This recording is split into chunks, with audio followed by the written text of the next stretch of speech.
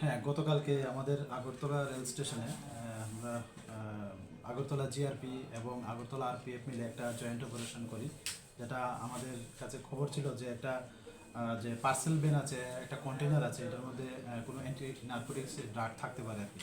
তো এটার সত্যতা আমরা ধরে আমরা আগরতলা জিআরপি এবং আগরতলা আরপিএফ মানে সমস্ত অফিসার এবং স্টাফ আমরা ওইটাকে সার্চ করি সমস্ত আইনি পদ্ধতি মেনে। তো এখান থেকে ওই কন্টেনারটা থেকে ১,৫০০ বোতল এসকপ কফ সিরাপ উদ্ধার করা হয় এবং সেই সঙ্গে আমরা একটা আগরতলা জিআরপি থানাতে একটা মামলা গ্রহণ করি। তো এই মামলা সূত্র ধরে আমরা মোট ৯ জনকে গ্রেপ্তার করা হয়েছে এখন পর্যন্ত।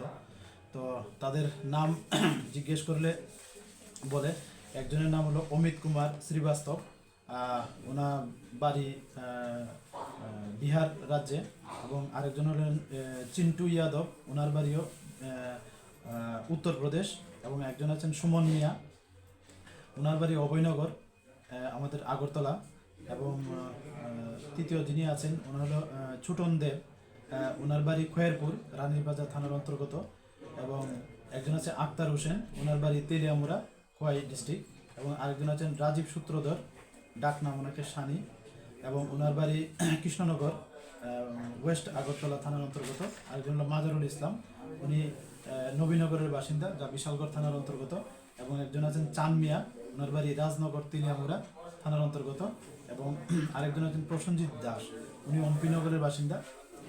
তো আমরা এই ৯ জনকে আজকে মামলা আদালতে প্রেরণ করছি এবং পুলিশ রিমান্ডও চাওয়া হবে, এবং যারাই এই ইলিগেল অ্যাক্টিভিটিসের সঙ্গে যুক্ত আছে আমরা অবশ্যই তাদের আইনের আওতায় আনব। বাজার মূল্য কত? এটার বাজার মূল্য যা ডেস্টিনেশন মূল্য হতে পারে ৩০ লক্ষ টাকার আশেপাশে হতে পারে। কোথায় নিয়ে যাওয়ার উদ্দেশ্যে তারা এখানে? এটা তো তারা অনেক কিছু মানে এখনো রিভিল করছে না।